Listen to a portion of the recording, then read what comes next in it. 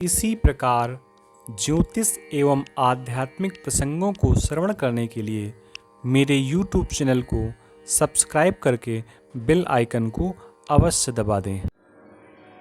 नमस्कार, राम राम, जय जगन्नाथ। मैं आचार्य कुलदीप पांडे। कैसे हैं आप सब लोग?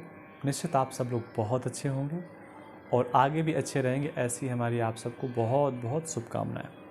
देखिए, जो मंथली राशिफल है उसमें अगर हम बात करें तो 15 जून से लेकर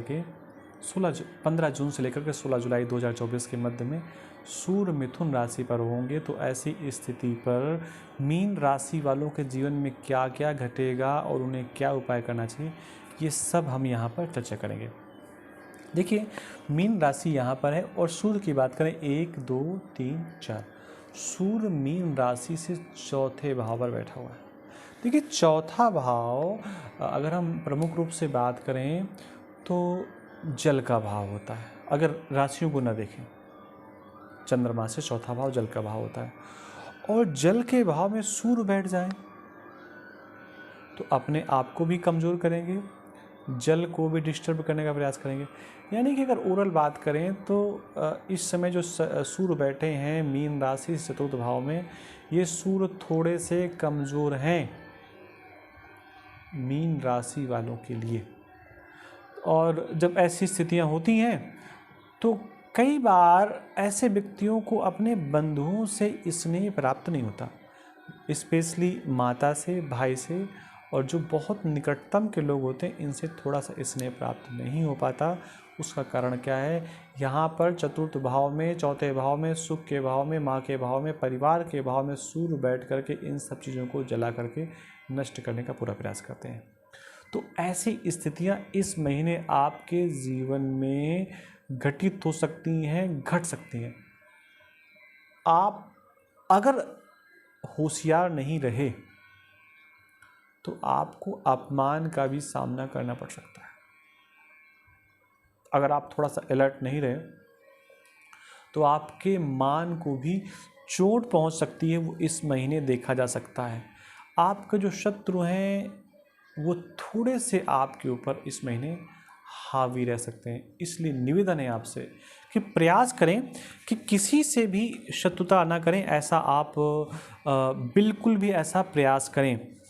और सूर्य जहाँ बैठता है वैसे तो अच्छा ही प्रभाव करता है।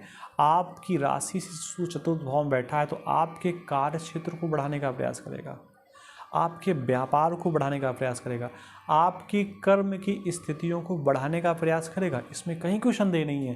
लेकिन शत्रु भी आपकी उसी प्रकार से बढ़ जाएंगे जो बार बार पग पग पर आपको परेशान करने का, आपको अव्यवस्थित करने का, आपको डराने का, आपको धमकाने का प्रयास कर सकते हैं। देखिए, एक चीज़ यहाँ पर पॉजिटिव ये है कि सूर्य बैठे जो चतुर्थ भाव में है, लेकिन अपने मित्र की राशि पर बैठे हैं, अपने मित्र के साथ बैठे हैं, बुद्ध के साथ बैठे हैं, तो कितना भी नकारात्मक प्रभाव क्यों ना दें, फाइनली आपको सकारात्मक प्रभाव ही मिल सकता है इस महीने। देखिए, वैसे तो ऐसे जातकों को दूध से बनी हुई चीज़ें बहुत अच्छी लगती हैं, बहुत अच्छा लगता है। ऐसे व्यक्तियों को मिठाइयाँ बहुत अच्छी लगती हैं, और वो चाहे पनीर हो, चाहे मट्ठा हो या कुछ भी हो, दूध का सब कुछ अच्छा लगता है। एक बात मैं बताना चाहूँगा आपको कि मट्ठा तो नुकसान नहीं करेगा, अदरवाइज़ दूध की सारी बनी चीज़ें, वस्तुएं आपको प्रॉब्लम दे सकती हैं। उसका कारण क्या है कि यहीं पर इस समय राहु बैठे हुए हैं। राहु बैक्टीरिया कारण होते हैं, राहु कीटाणु कारक होते हैं। राहु जब चंद्रमा के साथ मिलते हैं तो ग्रहण दोष बनाते हैं। तो आप प्रयास करें कि दूध की चीज़ों को अवॉइड करें किसी कारण से।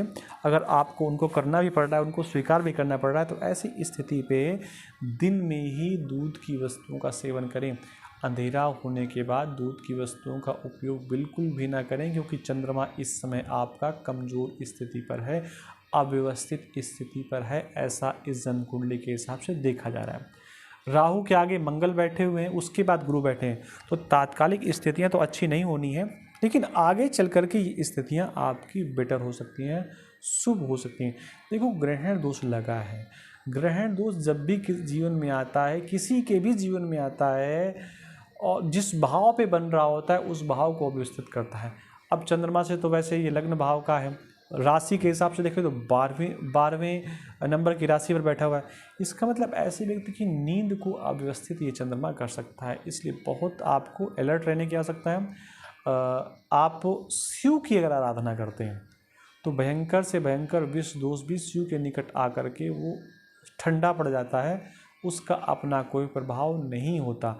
आप देखिए भयंकर से भयंकर ऐसा पशु जिसको सिंह कहते हैं, जिसको गाय कहते हैं, जिसको चूहा कहते हैं, जिसको सर्प कहते हैं, मयूर कहते हैं, सब आपस में एक दूसरे की जान के भूखे रहते हैं, एक दूसरे को नष्ट करने का प्रयास करते रहते हैं, नष्ट करने के लिए बिल्कुल उतावले होते हैं, लेकिन फिर भी एक साथ रहते हैं शिव के निकट, भगवान शिव के निकट। तो कहने का सिर्फ इतना मतलब है कि अगर आप नमः शिवाय और शिवाय नमः इन दोनों मंत्रों में से जो मंत्र आपको आधिकारिक रूप से प्राप्त है उस मंत्र का जप करके उत्तर की ओर मुख करके अगर एक लोटा जल तांबे में ले करके, तांबे के लोटे पे जल ले करके आप भगवान शिव को नमः शिवाय या शिवाय नमः कह करके आप अर्पण करते हैं, तो जो मैंने विष दोष वाली और जो कुछ नकारात्मक चीज़ें बताई ये आपकी चीज़ें सकारात्मकता में परिवर्तित हो सकती हैं।